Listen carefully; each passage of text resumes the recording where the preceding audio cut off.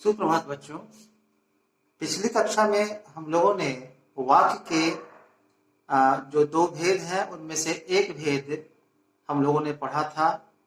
वह था रचना के आधार पर वाक्य के भेद, और उसमें हम लोगों ने पढ़ा था कि रचना के आधार पर वाक्य के तीन भेद होते हैं: सरल वाक्य, संयुक्त वाक्य और मिश्रित वाक्य। और आज हम लोग इसी कड़ी को आगे बढ़ाते हुए इसका जो दूसरा आधार है वह है अर्थ के आधार पर वाक्य के भेद। तो अर्थ के आधार पर वाक्य के 8 भेद होते हैं, उसको हम लोग पढ़ेंगे, जिसमें पहला है विधानवाचक, दूसरा है निषेधवाचक, तीसरा आज्ञावाचक, चौथा प्रश्नवाचक, पांचवा विस्मयादिबोधक, छठा इच्छावाचक, सातवां संदेहवाचक और आठवां संकेतवाचक वाक्य। इन्हीं वाक्य के जो भेद हैं इनको हम लोग बारी बारी से अध्ययन करेंगे। अर्थ के आधार पर वाक्य के 8 भेद होते हैं। वे हैं: नंबर 1 विधानवाचक वाक्य, नंबर 2 निषेधवाचक वाक्य, नंबर 3 आज्ञावाचक वाक्य, नंबर 4 प्रश्नवाचक वाक्य, नंबर 5 विस्मयादिवाचक वाक्य, नंबर 6 इच्छावाचक वाक्य, नंबर 7 संदेहवाचक वाक्य और नंबर 8 संकेतवाचक वाक्य। तो हम लोग अब इन भेदों को बारी बारी से अध्ययन करेंगे, जो इस प्रकार है।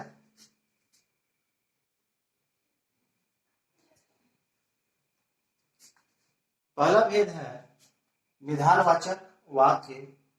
जिन वाक्यों में किसी न किसी कार्य या बात होने या करने का बोध हो, उसे विधानवाचक वाक्य कहते हैं। यानी ऐसे वाक्य जिसमें किसी न किसी प्रकार का कार्य करने या होने का बोध हो, उसे विधानवाचक वाक्य कहते हैं। दूसरे रूप में हम यह भी कह सकते हैं कि ऐसे वाक्य जिसमें एक कर्ता और एक क्रिया हो, उसे विधानवाचक वाक्य भी कहते हैं। ऐसा भी कुछ पुस्तकों में लिखा गया है। वैसे हम सामान्य तौर पर जानते हैं कि कोई भी वाक्य होगा तो उसमें एक कर्ता निश्चित रूप से होगा और एक क्रिया निश्चित रूप से होगा। एक से अधिक भी हो सकता है, लेकिन कम से कम एक कर्ता और क्रिया का होना अनिवार्य होता है। उदाहरण के तौर पर गाय ने दूध दिया, सोहन पत्र लिख रहा है। यानी इस प्रकार के वाक्य में बिल्कुल ही सामान्य तौर की जो बातें होती हैं उस प्रकार का वाक्य जो है इसके अंतर्गत आता है। अब हम इसका दूसरा भेद देखेंगे, निषेधवाचक। इसका दूसरा भेद है निषेधवाचक। निषेधवाचक निषेध शब्द से बना हुआ है। हम कह सकते हैं निषेध का अर्थ होता है मना के अर्थ में, नहीं के अर्थ में, यानी नकारात्मक बोध जिससे होता है उसे निषेधवाचक कहते हैं। जिन वाक्यों से किसी कार्य का न होना या न करना जैसे तथ्यों का बोध हो, उसे निषेधवाचक वाक्य कहते हैं। यानी ऐसे वाक्य जिसके द्वारा किसी भी प्रकार के कार्य का करना, न करना या न होना जैसा बोध हो, उसे निषेधवाचक वाक्य कहते हैं। इस प्रकार के वाक्य में नकारात्मक बोध होने वाला शब्द जैसे न, नहीं, मत इत्यादि जो शब्द है ना, उसका प्रयोग किया जाता है। जैसे तुम धूप में मत खेलना, मुझे पुस्तक नहीं खरीदनी। पहला वाक्य यदि हम देखते हैं तो उसमें है तुम धूप में मत खेलना। ये मत जो शब्द है यह नकारात्मक बोध कराने वाला शब्द है ना। इसे स्पष्ट होता है कि मना किया जा रहा है। ठीक उसी प्रकार से दूसरे वाक्य में मुझे पुस्तक नहीं खरीदनी, इसमें नहीं शब्द जो है यह नकारात्मक बोध कराता है ना, जो स्पष्ट करता है कि पुस्तक नहीं खरीदनी है। तो इसके अलावा भी बहुत सारे वाक्य हैं जो कि निषेधात्मक वाक्य कहलाता है।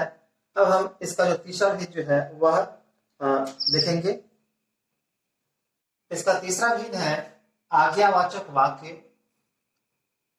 जिन वाक्यों से किसी प्रकार की आज्ञा, प्रार्थना, उपदेश इत्यादि का बोध हो उसे आज्ञावाचक वाक्य कहते हैं।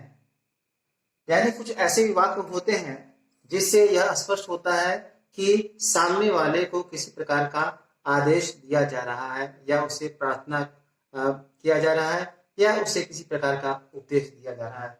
तो ऐसे वाक्यों को ही आज्ञावाचक वाक्य कहा गया है। जैसे तुम अभी चले जाओ, सुबह जल्दी उठा करो। तो उदाहरण 1 में है तुम अभी चले जाओ। इसका मतलब है कि उसे सामने वाले को यह आदेश दिया जा रहा है कि तुम चले जाओ, यानी वह बैठा हुआ है या रुका हुआ किसी भी रूप में है तो उसे आदेश दिया जा रहा है कि तुम चले जाओ। उसी प्रकार से दूसरा है सुबह जल्दी उठा करो।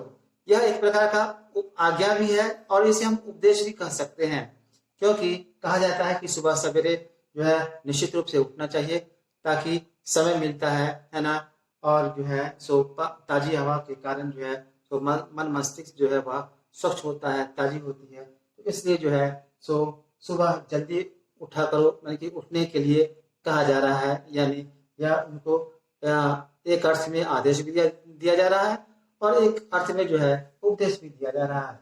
अब इसका चौथा भेद जो है वह प्रश्नवाचक वाक्य है, उसे देखेंगे। इसका चौथा भेद है प्रश्नवाचक वाक्य।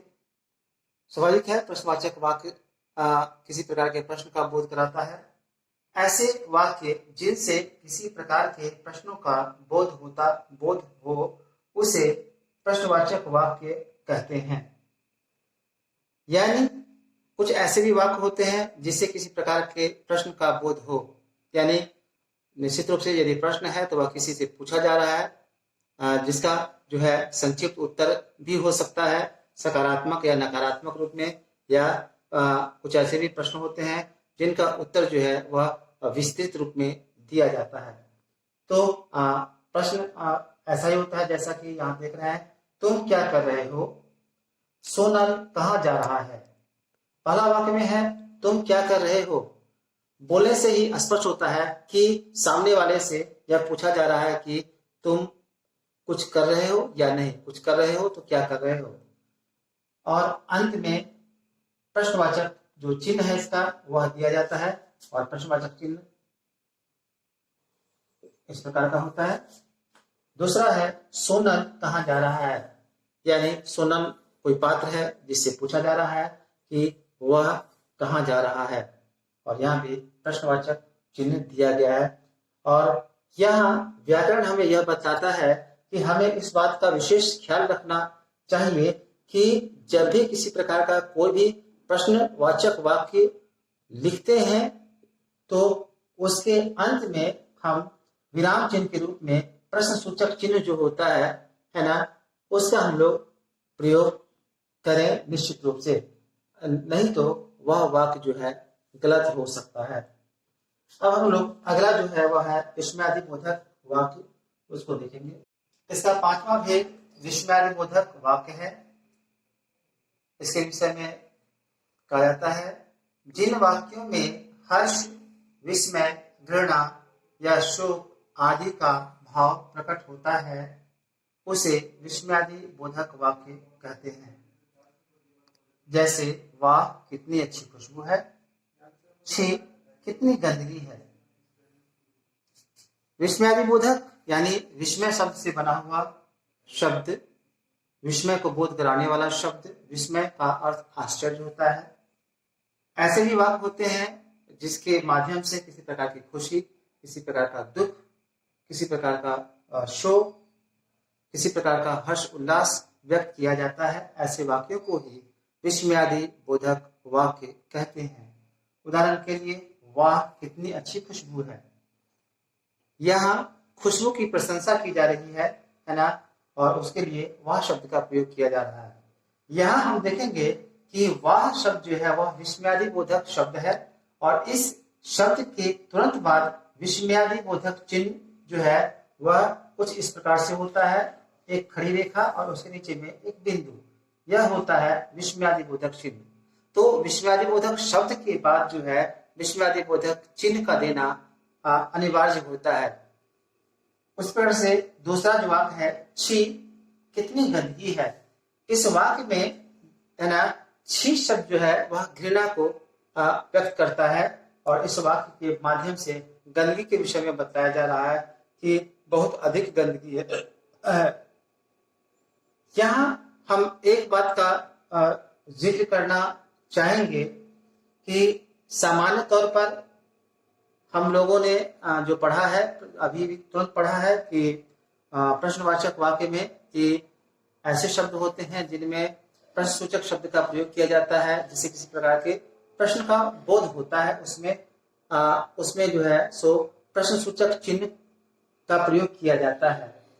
यहाँ कितनी शब्द जो है वह भी प्रश्नसूचक शब्द ही है और व्याकरण के नियम के अनुसार अंत में प्रश्नसूचक चिन्ह होना चाहिए, लेकिन नहीं, व्याकरण बताता है कि यदि है ना प्रश्नसूचक जो शब्द है वह यदि विस्मयादि बोधक शब्द के साथ यदि आ रहा है तो वह वाक्य जो है सामान्य वाक्य की भांति जो है उसके अंत में पूर्ण विराम चिन्ह का प्रयोग किया जाएगा, न कि प्रश्नसूचक चिन्ह का प्रयोग किया जाएगा। तो ये यहाँ पर जो है सो ध्यान रखने योग्य बात है। अब हम लोग जो छठा भेद जो है वह है इच्छावाचक, उसको देखेंगे।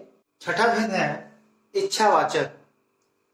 जिन वाक्यों में इच्छा का भाव प्रकट हो उसे इच्छावाचक वाक्य कहते हैं। यानी कुछ ऐसे भी वाक्य होते हैं जिसके माध्यम से किसी प्रकार के इच्छा यानी उनका जो ये अपना विचार जो होता है वह प्रकट होता है, व्यक्त होता है, उसे ही इच्छावाचक वाक्य कहते हैं।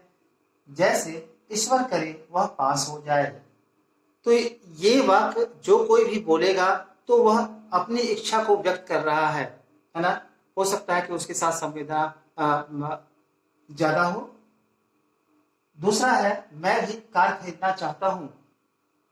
ये वाक्य यह दिखाता है कि मैं अपनी इच्छा को व्यक्त कर रहा हूं कि मुझे भी कार चाहिए, मैं भी खरीदना चाहता हूं। मैं खरीदूं या ना खरीदूं, मैं खरीद सकता हूं या नहीं, लेकिन मेरी एक इच्छा है ना। तो इस प्रकार का वाक्य जो है वह इच्छावाचक वाक्य कहलाता है। अगला हम लोग संदेहवाचक वाक्य को देखेंगे। इसका सातवां भेद है संदेहवाचक।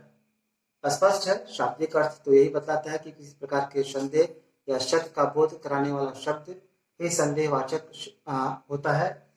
तो जिन वाक्यों से संदेह या शक का भाव प्रकट हो उसे संदेहवाचक वाक्य कहते हैं।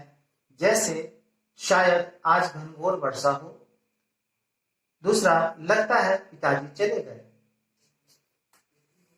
एक उदाहरण जो संख्या 1 है उसमें यह एक शक है ना, एक संदेह व्यक्त किया जा रहा है कि हो सकता है कि आज जो है बहुत जोरों की बारिश हो, क्योंकि ऐसा लगता है कि मानो कि देखने से लगता है कि ऐसा होगा क्योंकि आसमान पर काले काले बादल छाए हुए हैं। दूसरा है लगता है पिताजी चले गए, है ना।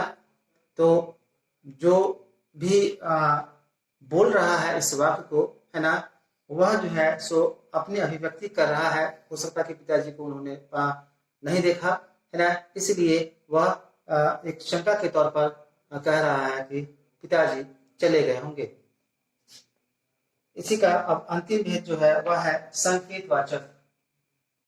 इसका अंतिम भेद है संकेतवाचक, यानी स्पष्ट है संकेत के माध्यम से जो बातें सामने आता हो उसे ही संकेतवाचक वाक्य कहते हैं। जिन वाक्यों में किसी एक बात या काम का होना या ना होना दूसरे कार्य के होने या ना होने पर निर्भर करता हो उसे संकेतवाचक वाक्य कहते हैं। यानी कुछ ऐसे भी वाक्य होते हैं जो दूसरे उपवाक्य पर आश्रित होते हैं। यानी जो दूसरा उपवाक्य है ना, वह हम जो कह सकते हैं कि दूसरा उपवाक्य जो है वह यदि पूरा होता है तो वाक्य का जो मुख्य उद्देश्य है वह भी पूर्ण होता है और यदि वह कार्य पूरा नहीं होता है तो वाक्य का जो मुख्य उद्देश्य है वह भी पूरा नहीं होता है। उदाहरण के लिए, मेहनत करने पर सफलता अवश्य मिलेगी। इस वाक्य में यह कहा जा रहा है कि जो मेहनत करेगा उसे सफलता अवश्य मिलेगी। यानी सफलता मिलना यह इस बात पर निर्भर करता है कि वह व्यक्ति मेहनत करता है या कि नहीं। मेहनत करता है तो सफलता मिलेगी, मेहनत नहीं करता है तो सफलता नहीं मिलेगी। उसी प्रकार से दूसरा उदाहरण है, पिताजी बाजार जाएंगे तो कलम लाएंगे। कलम लाने की बात इस बात पर निर्भर है कि यदि पिताजी बाजार जाएंगे, बिल्कुल स्पष्ट बात है कि यदि पिताजी बाजार जाएंगे तो कलम लाएंगे। इसका दूसरा पहलू यह भी होता है कि यदि पिताजी बाजार नहीं गए तो निश्चित रूप से कलम नहीं लाएंगे। तो ऐसे ही वाक्य को जो है सो संकेतवाचक वाक्य कहा जाता है। तो आज हम लोगों ने अर्थ के आधार पर वाक्य के जो 8 भेद थे उसको हम लोगों ने पढ़ा है। तो मैं उम्मीद करता हूं कि आप लोग भी इसको अपने अभ्यास पुस्तिका में आप लिख लें और उसके बाद आप इसको बार बार पढ़ें ताकि वह आपको याद हो जाए, है ना। और किसी प्रकार की यदि कोई दिक्कत है तो आप कमेंट बॉक्स में निश्चित रूप से आप लिख सकते हैं। और अब हम लोग अगली वीडियो में जो है सो इस पाठ से संबंधित जो प्रश्नोत्तर होगा उस पर हम लोग चर्चा करेंगे। धन्यवाद।